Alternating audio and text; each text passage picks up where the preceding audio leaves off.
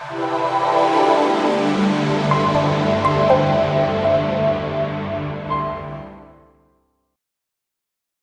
great pleasure to introduce Dr. Laura Boykin Okalebo, a scientist whose career is as global as her impact.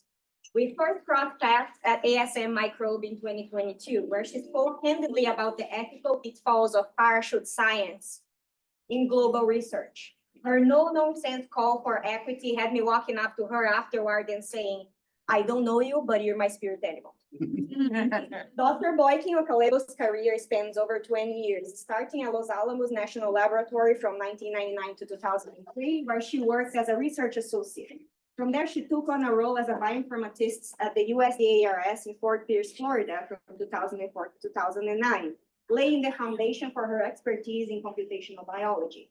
She then moved to Lincoln University in New Zealand as a postdoc in bioinformaticists from 2009 to 2012, diving into phylogenetic analysis to understand invasive species. Her next chapter took her to the University of Western Australia, where she led a research lab as Senior Research Fellow from 2012 to 2019. There, her team applied genomics and supercomputing to study the evolution of whiteflies and the viruses they transmit. Research is critical to food security.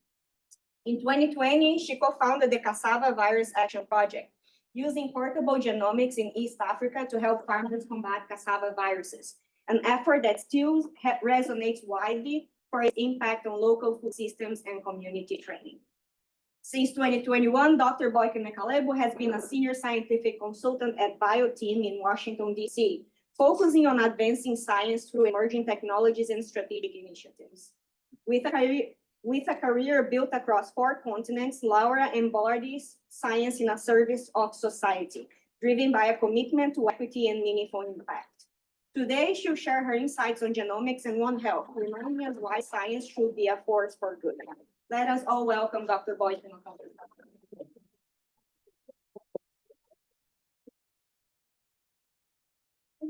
You're gonna make me cry right before this. That's like the nicest thing ever. This is so cool. Wow. Should we turn the lights down so we can see? I don't want to lose this. Come on, let me. But if somebody wants to sit here, please come on up and sit. Oh, thank you. Come on up. Come on up. There's a spot open up here. Yeah. Right here. Yeah, that's right. Oh my goodness. Seriously, you're gonna make me cry. That's the nicest introduction I think ever in my life. So thank you, Erica. And Erica, I found it. This was the day we became friends. This was in DC. You remember this? And this is my stepson, Christian, had been in the US for I think 2 months at the time. So he is well-versed in Oxford Nanopore Technologies now. So if you need him, watch out for him. Future director of NIH, right? Heard it here first. So anyway, I just want to thank you, Erica, for inviting me and everyone here at Penn State for making me feel welcome so far. This is beautiful. I drove yesterday from DC and wow, the fall colors were amazing and the roads were clear and it's been great so far. I can't believe we started at 7:45 a.m. I'm just saying, that's a lot, but you know, I'm well fed, caffeinated, I'm ready to go. Okay, so I have given a very nice version of what I'm going to talk to you about, all packaged up for TED, which you can see on TED.com. I'm happy that a lot of people have watched it. And yeah, this is the unabridged version of the story. And if you want to know about giving TED Talks, that's a whole nother thing, but you can ask me anytime about that. That was a fun experience. So, you know, the 2 things that sort of motivate me in life are these farmers, because I just can't believe in 2024, there's not enough food for them to feed their families. It's absolutely ridiculous as a planet that we are letting that happen. So I think a lot about these farmers. I think a lot about that 80% of them are women in East Africa. And I just feel like if I can do my small part with the knowledge I have to make their lives easier, I'm going to try, which includes coming to speak to you and tell you the stories about how you can have impact even when you do supercomputing like myself. I never knew that would be a thing. And I also care a lot about doing the science equitably. I think that to solve big problems that we face, like food security, we have to have a, truly inclusive teams of people across the spectrum. So these are some of the scientists that I work with in Kenya. And I stand here, this is part of the team, the other part of the team in the lab at the time, but I stand here talking about this project that is all packaged up nice on TED, but it took the entire village of East Africa to make it happen. So I stand on their shoulders, and I just want to give them a shout out. This is Dr. Monica Kehoe. She's a plant pathologist in Western Australia. This is Dr. Joseph Nonguru, who is a plant pathologist in Tanzania. If you don't know him, you should know him. I wouldn't be doing the project without him. He welcomed me to his village in Mbinga, Tanzania, and took me to visit cassava farmers and really grounded me in what matters. So I owe a lot to him. And this is Dr. Titus Alachai, who's a plant pathologist from Uganda. This is Dr. Peter Serwaji, who is an entomologist from Uganda, me, and this is Professor Elijah Teka from Jomo Kenyatta University. I think someone's here from Jomo Kenyatta. Is that true? Somebody I'm meeting with today has been to Jomo Kenyatta. You? I'm an alumni. Okay. Jaquat, Juja, right here. So big shout out to the team, part of the team here. So I'm going to tell you the story that we've worked on a long time with cassava. Many of you know or don't know cassava. It's starch. Makes up tapioca pudding, small balls, and bubble tea, but it feeds 800 million people around the world, sub-Saharan Africa, South America, Southeast Asia. And, it has, if smallholder farmers like this young woman here, if she has cassava to sell at the market, she can generate she can feed her family, number one. Number two, generate income for things like school fees and medical expenses and savings. So cassava is a really important crop. And, the life cycle of it is the women work in groups together. They plant cuttings, and 9 months later, they'll go out and they hope that they have, food. They hope that the tubers are okay. In some parts of the DRC, they eat the leaves. But these women are hoping that in 9 months they go out there and they have nice tubers to eat. The situation is that you have these diseases that are impacting the yield. So these white flies, which I feel so embarrassed. These white flies have a whole microbiome, you guys, which is not my specialty, but they're a whole thing. There's people that are doing lots of things. So in here are all the things that make it happen. But these white flies are transmitting two viruses that are really not great. One is it causes cassava brown streak disease, which is an RNA virus. And the other one is a DNA virus that causes cassava mosaic. So sometimes farmers have both of these, sometimes farmers have one of these. And if there are white flies around, they probably have some combination of these. So these white flies will feed on the leaves, uptake what they want, then they go to the next maybe healthy plant, and they infect the plants. So there's that way of transmission. But I think one of the things that's often forgot about is you saw those women, they're planting probably infected things, right? They're cuttings. And there are no leaves on the cuttings most of the time. So you don't really know, is the thing infected or not when you plant it. So anyway, there's all sorts of things happening, but this combination is causing farmers to have like 0 tons per hectare. When they pull up their plants, like those women I showed you, they cut them in half and this is what you'll see. So completely rotten tubers where it's really hard. I thought it was like, oh, it's a brown spot on a potato. I'll just cut around it and eat it. But in reality, the physiology of the tuber changes and it just kind of turns to stone. So it's really not much there to eat. So it's a huge problem. Lots of people are experiencing food insecurity due to this combination. And, you know, we started this project probably end of 2015, where I was in Australia and I hosted a bunch of scientists from East Africa. They were coming to University of Western Australia because diagnostics are key. And a lot of times, by the time the plant shows a symptom on the leaf, it's too late, right? We were trying to push early diagnostics as close to zero as we could, so we could help the farmer not waste time. So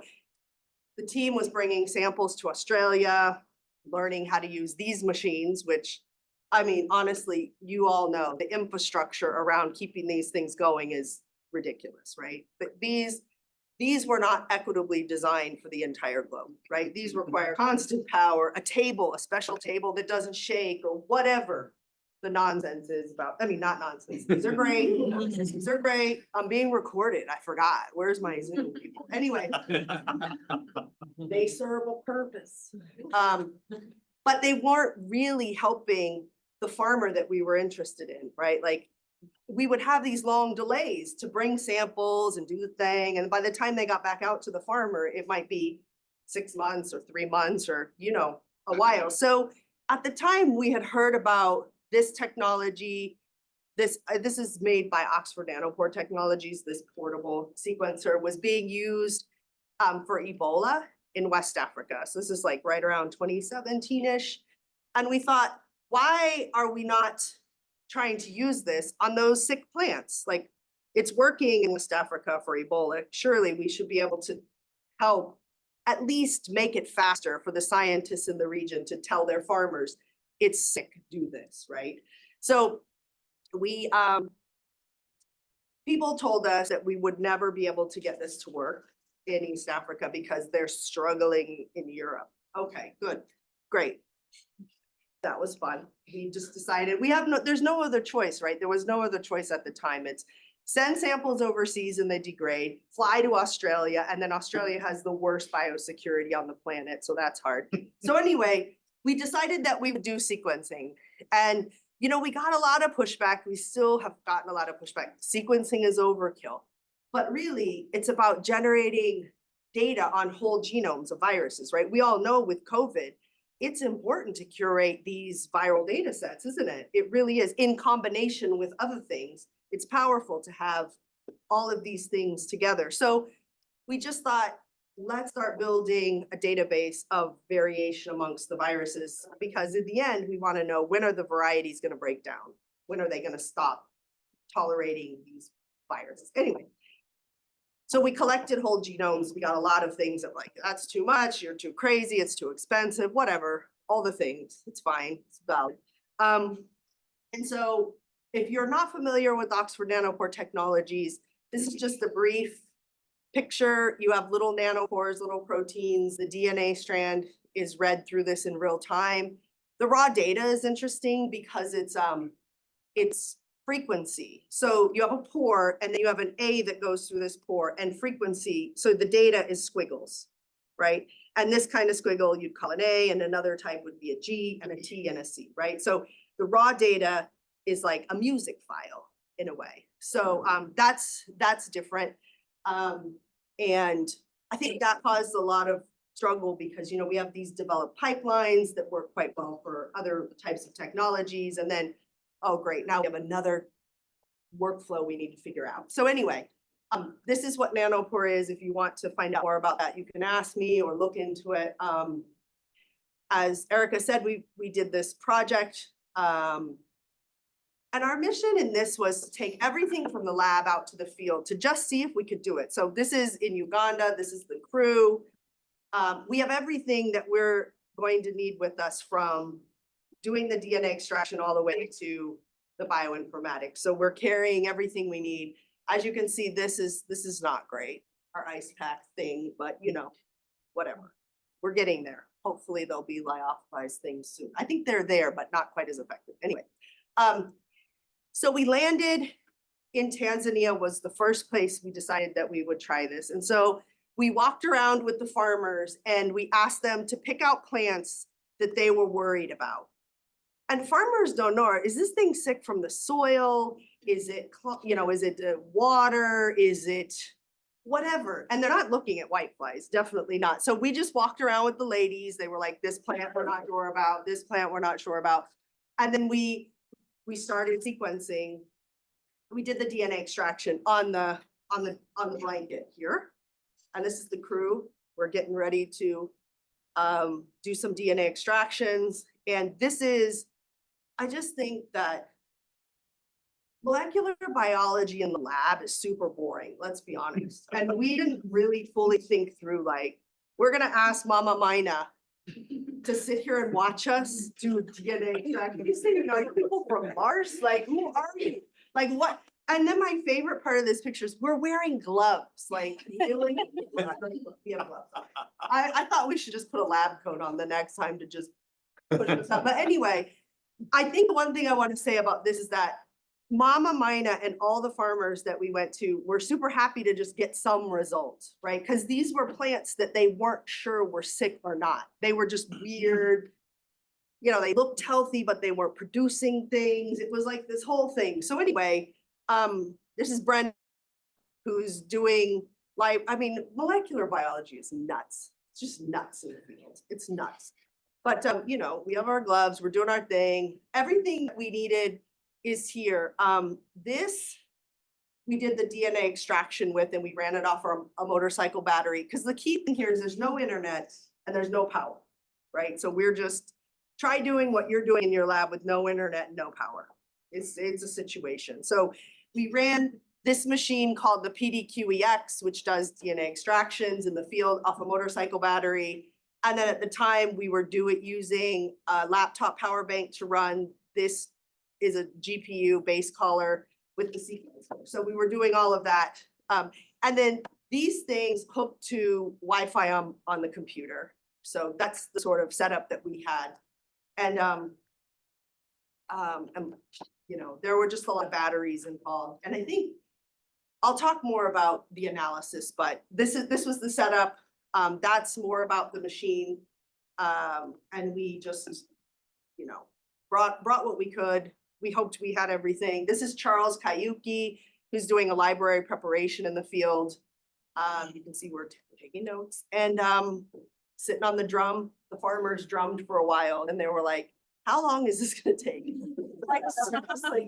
They're thinking they're going out for I don't know, maybe like a malaria test or something. And then here we are pipetting, all this magnetic rack nonsense, whatever. So we did it. We did our thing. There's just a close-up of the stuff we used, doing some bioinformatics stuff. And then, this is our horrible attempt at outreach because we didn't really know if it was going to work. So we ran the analysis. We detected viruses in all the samples, and the farmers are getting bad news here, but they're so happy that they now know, oh my gosh, we can do something. I don't have to wait 9 months for these plants. I can, what do we do? What do we actually do with this? So I think we have work to do on maybe some of the work, like the team here. You guys have the plant village that does all of this cool outreachy stuff, and you have your Slovakia project, all these things. Like, we sucked at this. I'm just saying, we were awful. So anyway, there you have it. So I think the biggest impact for us was it took us 3 hours to do that from start to finish, which seemed like a long time, but actually it was down from kind of 6 months of Peter bringing the sample to Australia and then the whole thing. And, the farmers could take immediate action. And we can talk about what that immediate action is, but I'm going to show you a video of the farmers sort of saying what they think about this. So I'll just press play.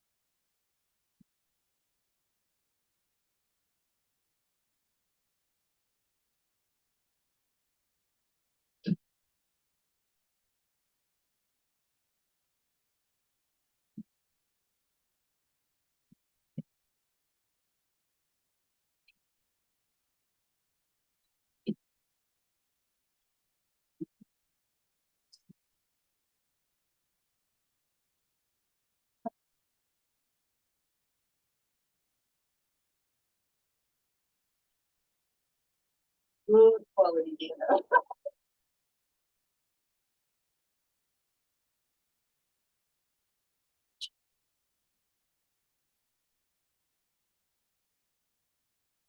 Anyway, thank you. Bye.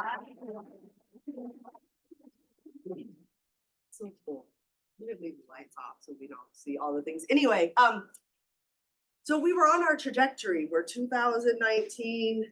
We are doing this. We've just proven we can do this. I've just given the TED Talk. It's online. 1.8 million people are watching this. I'm leaving my position in Australia. I'm quitting academia.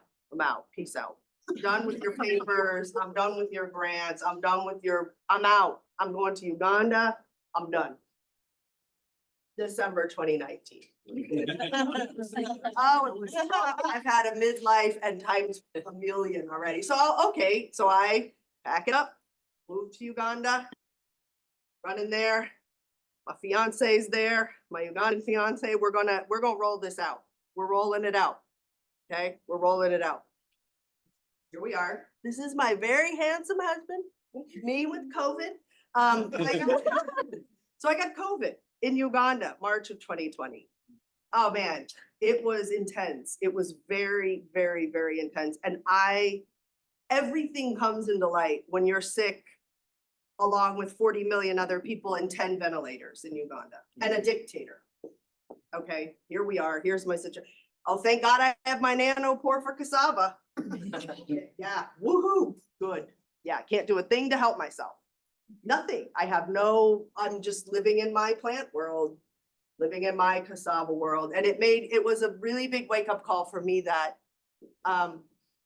we're just disconnected. So this idea and what you guys have here with this One Health idea, it just was playing out in my life of, I see the Ugandan Virus Research Institute, but I'm not even connected to them. I don't even know, am I just gonna roll up there with my COVID and my flow cells and can we help? Whatever. So anyway, it really since sort of the last 4 years, I've really been trying to make connections with other people doing One Health like things, like you all, right? Like that when Erica invited me here, I was like, oh, this is amazing. I can meet people that are doing similar things. And you never know what's going to happen. But I know that this situation, I had not done the right things. I was isolated in my plant world, doing my plant things, and I had COVID.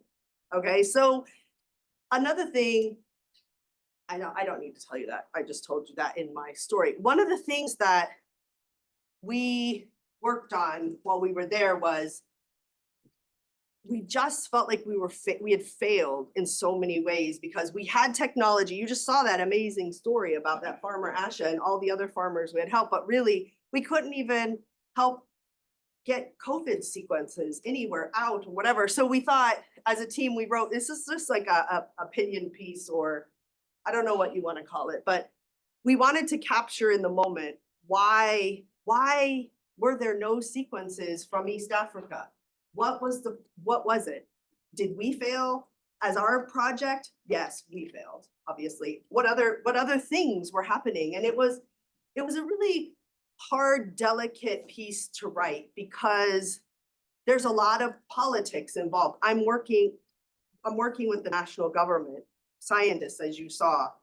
They were scared to write criticisms about their government. It's scary, you guys. I mean, there's big repercussions involved. So we very delicately wrote this and tried to outline what the struggles were, what were the problems, because, you know, as a globe, we have to do better than we did with COVID, right? So anyway, we wrote something about that. You know, here's just a kind of a high level, some of the high level things that we came up with in that opinion piece. You know, the sequencing facilities are limited. That is true. Kenya has ILRI, Becca, but people think that the hub in Kenya serves everyone. There are cultures, tribes, politics, borders.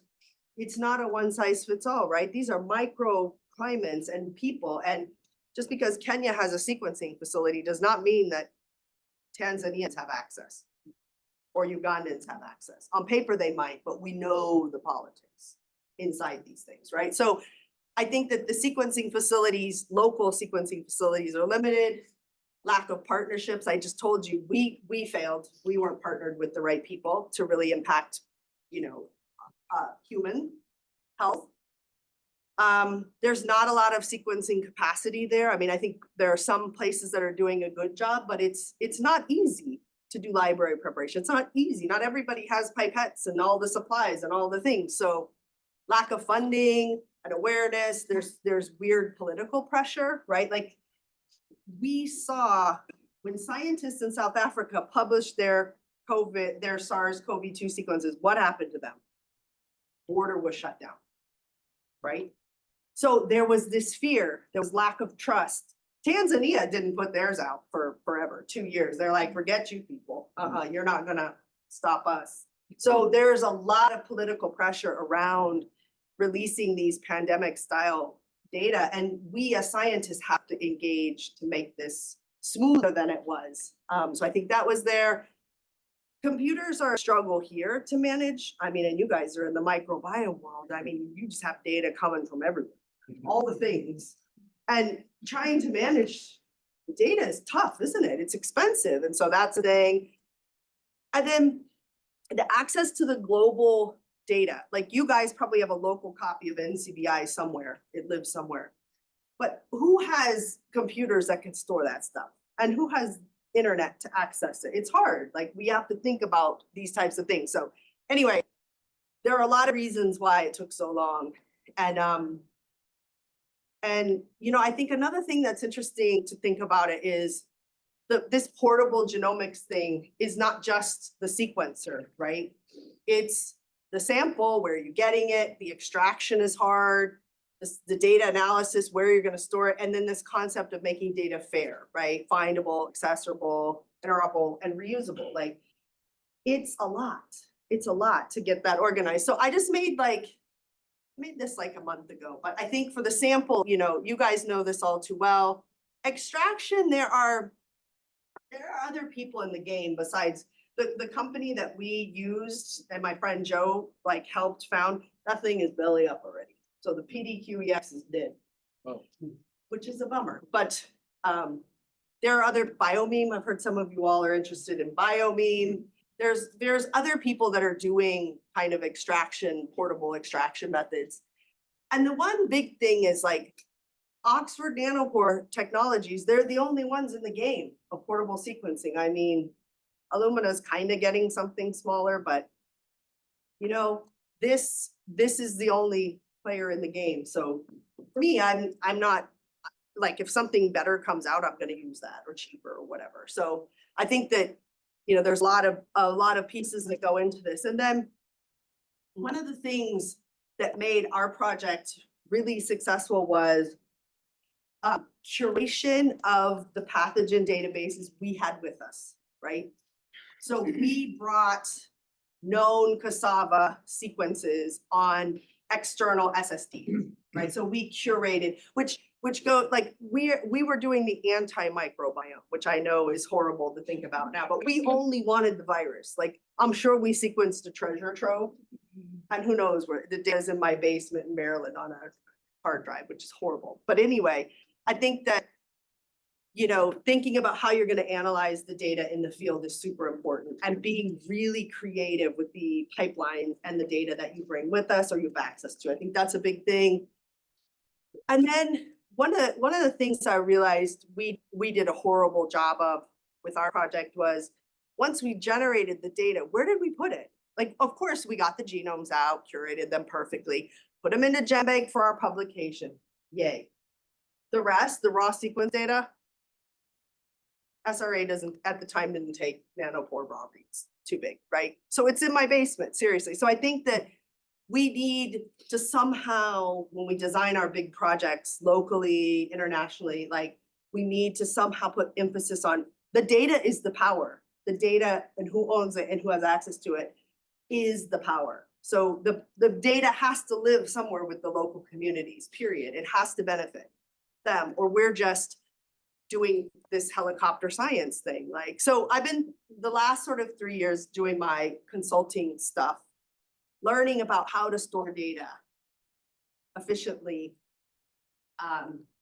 and sustainably is something I'm really interested in figuring out. And then, sort of making sure that the local communities, we got to work on the metadata standards. We've got to just, the data, and it's so hard to get samples in East Africa. We all know the roads are tough, and you go to the villages and you're building trust. And then if we're not treating the samples and the data like gold, then we're kind of, I don't think we've done a great job. So anyway, my whole point is we did our beautiful story, and now we've had time to reflect on maybe how to do it better. And I like to share the good things and the parts we didn't do so well. So data is one big thing. And so, I think a lot about like the cloud. A lot of things are going into the cloud. A lot of people love the cloud.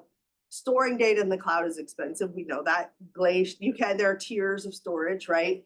And just the most expensive internet in the world is in the poorest places. So like, while we're designing our solutions for these pipelines and data where we're going to put it, I think it's important to be mindful that the solution has to somehow take into account that it's expensive to access the cloud. Even just doing a shared Google Doc to write a manuscript is not really a good idea for our team. Never did that because not everyone could have access, and it was expensive and all that. So anyway, I just wanted to point out that as we roll through this whole thing, we should start thinking about hybrid solutions to data analysis and data storage, because, and all of these are just, there's no data there. It's not that it's cheap or whatever, but it's expensive. Data to get on the internet is expensive. So, I think that I've covered some of this. Customized pathogen databases were helpful for us. Having portable compute is a good idea, but there is this need for on-premises high-performance computing as well, right? Because it's super important to train the community, the scientists, the computer scientists in Africa with equipment, right? That on-prem experience of having a data center and having, nodes to curate, that equalizes the playing field, and there's a need for it. There really is a need for this. Okay, I've already talked about all that. So this real-time genomics thing for One Health. I mean, I'm almost in retirement from writing papers. I come out when people ask me to do big collaborative things because I think those are fun. So I came out of my writing retirement. And also in this, my most important part of this was I wanted to have my Ugandan last name to just screw the algorithm, the AI algorithm a little bit, So I wanted to publish a paper with my new last name so that I could just throw everything into, anyway. If you want to read this, there's a lot more detail about what I've talked about.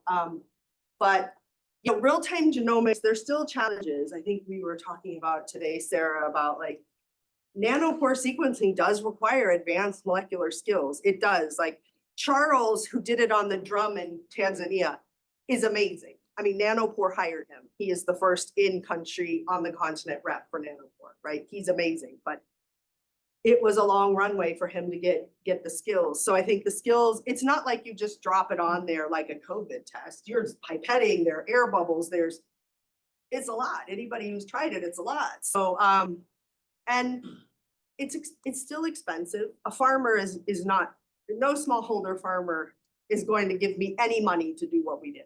They have other challenges. So driving down the cost, I think, is a big thing. It's expensive. It's really expensive. And, you know, computationally, you guys know, you have your data analysis working group. It's a lot. These data come at you like a fire hose and you're like, what?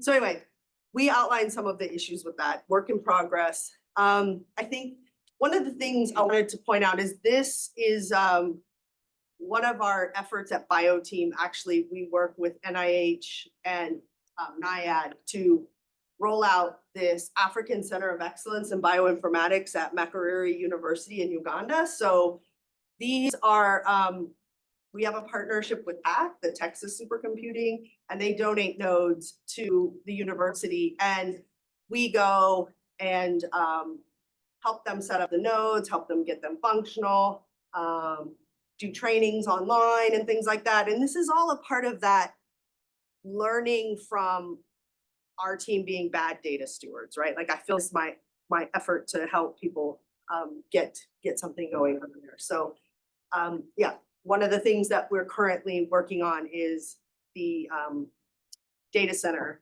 at the Infectious Disease Institute at Makerere. So this is a really cool initiative. I don't know, they're always looking for partners and things like that. So anyway, that's just one thing that's happening.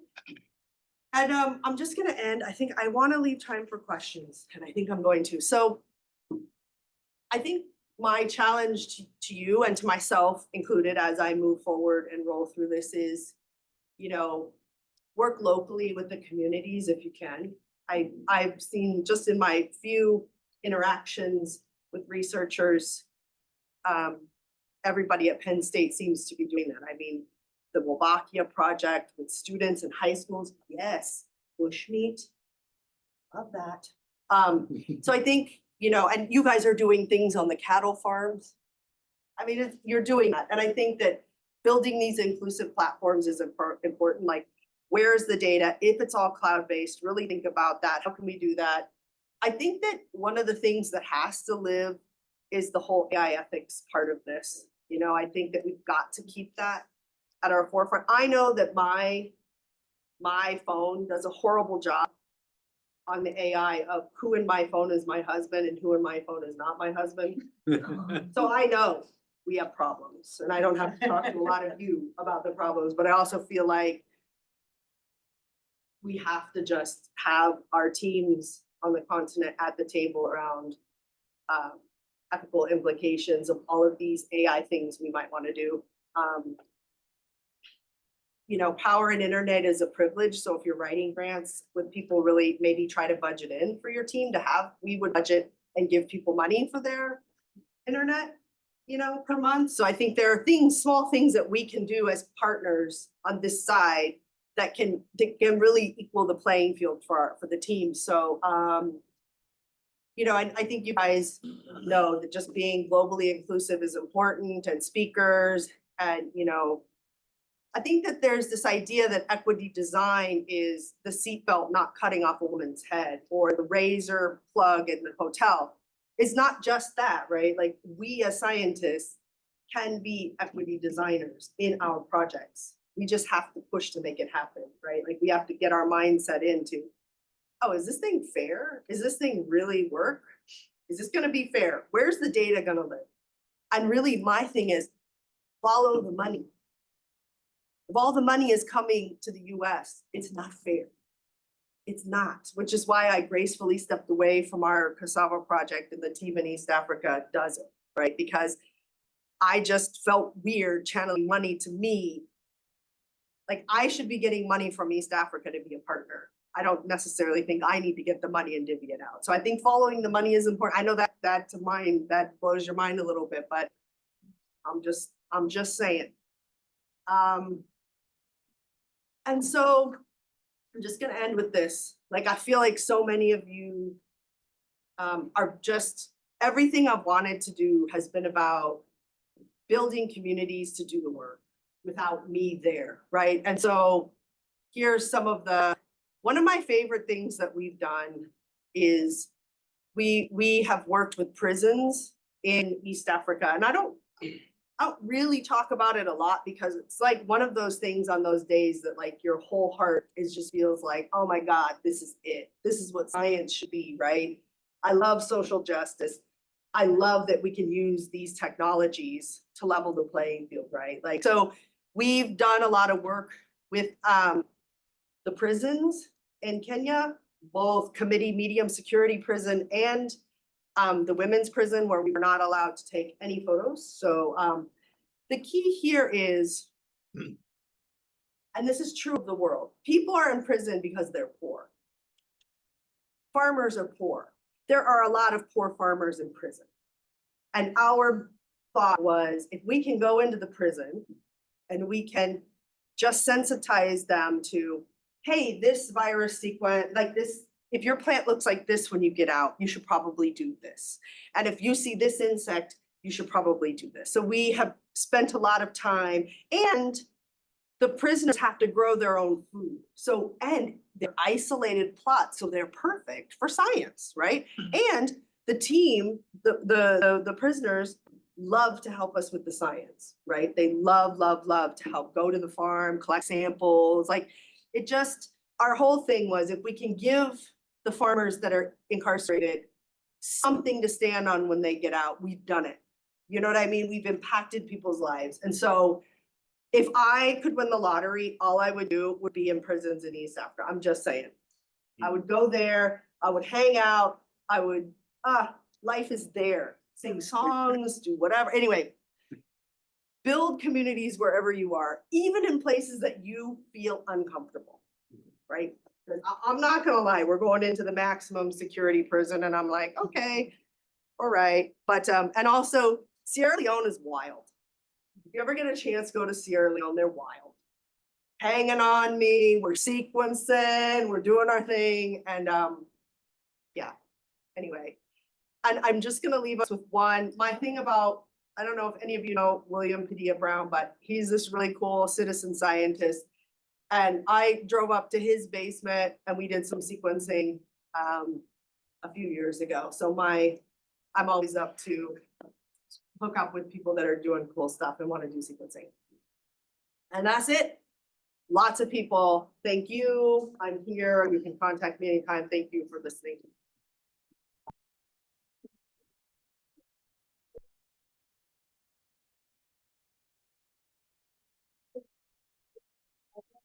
So by tradition, the first question will come from our trainees.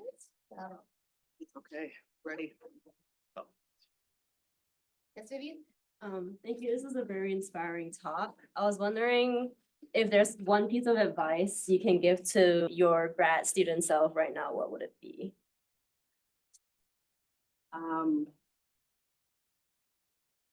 Yeah, and I need to edit it. I'm gonna edit it. I think that the one thing I would tell myself is academia is never gonna be the thing that validates you. You have to validate you, right? You have to validate you because you're gonna get a Nature, they're gonna drag you to try to get a Nature, they're gonna work you to the bone to try to do that, and you're not gonna do it. And then when you do get it, guess what? They don't want you to do a Nature, they want you to now get a Science. Oh my God, now I have a Nature and a Science. That's still not good enough, especially if you're a woman or a woman of color in the game or anybody who's not a white man, you are going to face it. And validate yourself. That's it. Do what makes you feel good inside. That's all I can say.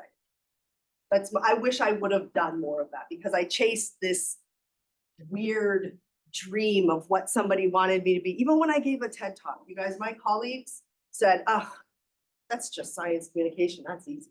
That didn't impact anything. No, the hatred you get from just trying to do anything. So I would just tell myself to go on my path and stop chasing academia's dreams of what good is.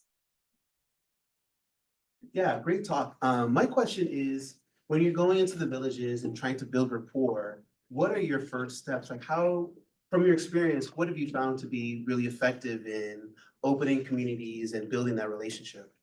So for me, I have never been the American who lands there and goes into the village. Like, I feel like the most important part has been the partnership with the scientists in the country, right? So having that really tight trust with the scientists in the country has always helped me. And then I think one thing is, the one thing I've learned going everywhere is I learn how to greet in the language, in the local language, just a hello in my horrible American accent with my whatever. I try to ask, like, if we're driving somewhere, how do I greet the women? How do I greet them?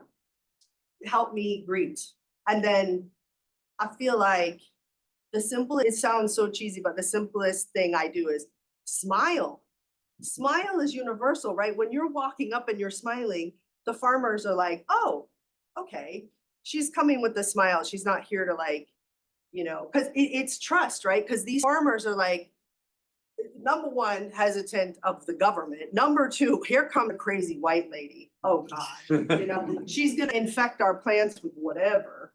So it's just about, like, just sticking with my colleagues and then I do my little greet. And then I think as the partner, we have to learn to step back, right? The most powerful thing I ever do when I go is be quiet and give the power to my colleagues who are there. Yeah. So I think smiling, greeting, and being quiet. Thanks for your advice. Yeah, that's great. It's wild. Oh. Yes. Yeah. So I have a question about cell phone usage and access to the internet. So you said, at least in the places you were, there wasn't access to the internet. Did people not have cell phones? Did they not use them? In some places in Africa, there is widespread cell phone Yeah. usage. In other places, I don't really know, but I'm curious because that limits what people can get and how, Yeah. right? Yeah, it does. I mean, I think having a smartphone is sometimes hard. I think people have, like, the old school Nokia brick kind of, text. I think that people have ways of getting the internet. Maybe a few different SIM cards from different providers, or walking to a center will do it. But we went to a place in the Congo, and no, I mean, like, literally no. I mean, our crew were the first visitors, like, I think maybe ever. So, and there was no cell phone, and we drove on a road for 5 hours that I'm not sure it was a road, but it was something passable barely. But yeah, so I think, that I think Kenya has a lot of good coverage. I think, places are getting better, but there still are just pockets where it's not there. And it's expensive when you have it, like, my husband still turns off his data. I'm like, hello, he's still data off with his Android clipped here, so anyway. Thank you for the great talk. So my question is that with these amazing technologies, where do scientists fail to make it more sustainable and reach the end goal users at the long run? Because I've seen really amazing technologies being developed day in, day out, but after some period of time, like, you don't hear about them anymore. So where do we fail? Yeah, to make it work? I think that's a really good question. So this is great technology, where have we failed? One of the things that myself personally and a lot of the other team have done is we're not just sequencing the sequence now. We've proven we can do it. And now it's a matter of, we have been spending a lot of time with the government, right? Local governments. So when we were in Sierra Leone, we met with the president of Sierra Leone and engaged with him, because for us, the sustainable part of this and the impactful part of this is the local governments writing it into their science budget, right? Because there's only so many gates, there's only so many this that we can do. Like, the sustainability of these things have to live in the budgets of the government. And so I think that a lot of times we do these things and then we don't think, how is this going to live forever without us there, right? And so I think that a big part of our team's failure as well is not engaging early enough with the governments in the region and the social scientists like Elizabeth, we go in there with our little tech teams, like, you know. So I think that that's one of the biggest things and reasons why things fail, because it really boils down to money, doesn't it? It's money. It's money to keep these things going. And if you don't have it and a funder dries up, like having governments actually believe in it enough to invest in it, I think is a powerful way forward. Maybe not completely, but at least if they have skin in the game, there's plenty of money in Africa. You know that. It's just going to interesting places. Yeah.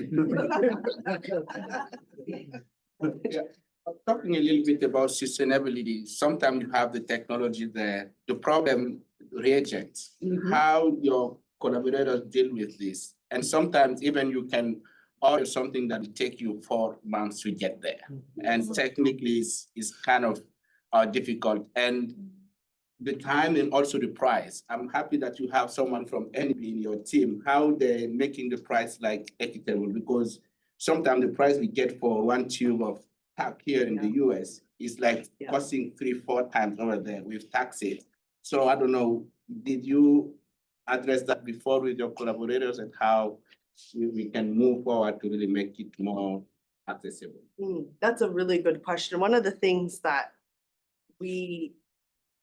I didn't want to do was continue to hand carry things there, because in reality, like we went to the Congo, put on this amazing training, and nobody can even order the stuff. So what is the point, right? Like I just felt like, God, what are we doing, right? So I just, it didn't feel right. So we tried to approach, you know, there are several molecular biology people in South Africa that provide, you know, I don't want to say their names. I think the recording's still going, but some of these middle people have been purchased by the other sequencing technologies. So for example, we approached said place in South Africa and said, can you please start selling nanopore things?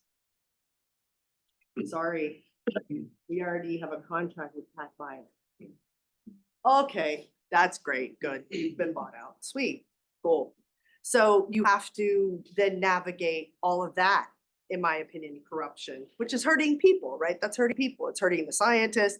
In the end, it's hurting the farmers. It's hurting everybody. So one of the things that I wanted to do was make sure that Nanopore hired a local person to help solve that exact problem. Because I am not that person, right? I am somebody from Arizona, the West Side, just trying to do my little part in this whole game. But really, the solution is going to come from somebody who is on the ground, somebody who has lived in that environment, somebody who knows how to get things in and out of the country. So there, for East Africa, it's hard. It is hard because, you know, these people at the airport, Kitikadogo, they want a little bribe, and you're like, oh my God, I can't write bribe in my grant to get the thing out.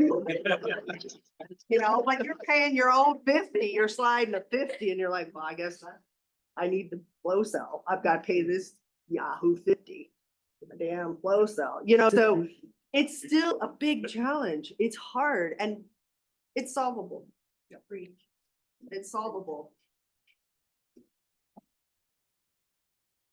Thanks for the great talk. I'm wondering, before you started sequencing the viruses, how many other genomes were already in CBI? How many did you guys sequence, and were they the same? Were they different? A little bit on science, if you have the time. Oh, I have. You know what? I love the fact I had no science in here. Did you notice? Not a single day that. I'm like, nerds hit the literature. No, I'm just kidding. So it's 100%. You have it's the key to the success of this project was what you're saying. We had hundreds of whole genomes from we were sequencing the DNA virus, right? So the cassava mosaic, there are about eight species or what strains or whatever we want to call them. So we had probably 200 or 300 of those from GenBank on our local drive. So we were able to quickly do a local blast search.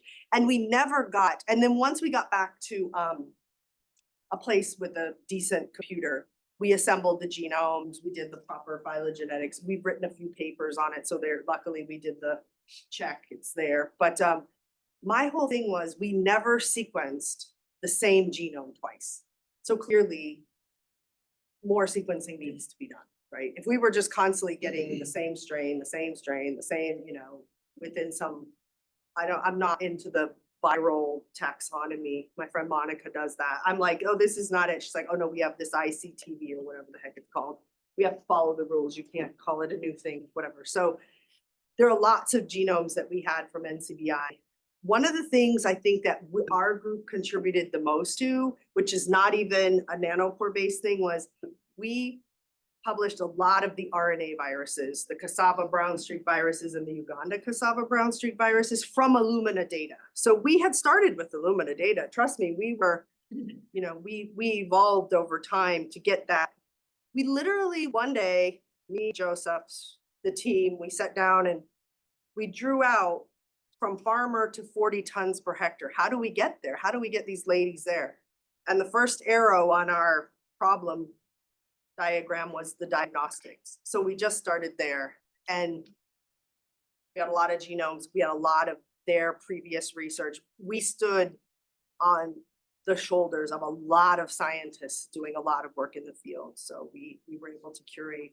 It's hard when you don't know what it is. I mean, we went to DRC, we sequenced, it was nothing known, it was something new. We then ran into the politics of trying to publish something new from a country, and that is hard. That whole story is not really done yet, but anyway. I don't know. One last question, because there is another thing on this room at 12:30. Well, 12:30, but we need to set. Sarah has a So, question. yeah, and I'm gonna like, she's gonna be on the third floor, you can follow her. Okay. Sarah can have the last Thank question. thank you. I had a question, so I'm really happy that you showed the first part. It's very inspirational, and students today are struggling with eco-anxiety and it's affecting their mental health because the world is burning and they just can't do anything about it. So I think the mixture of education and advocacy is very important in our youth. And when you're showing these stories of Africa, would you advocate that we find connections to Africa, or should we be focusing on local community just to give them that empowerment of advocacy? I mean, I feel like we can do both, because I do both, right? I feel like we have to partner when we're asked, right? I feel like I was asked to be on the team, I'm on the team, but then I can act locally, right? Like I am going to New Cumberland to meet with William Padilla Brown to do sequencing for his mushrooms or whatever the heck we were doing in the basement. So I feel like you have to work in what you can, right? I mean, I get it's hard. I really get it's hard, but I think that partnering properly and being mindful of it is important. When asked, partner. And if you can't, our school systems are a dumpster fire, so get in there. They are. We have schools down the street that have no idea, so I'm trying to do more in the schools to help, so. I gave you a bad answer, but anyway. Laura?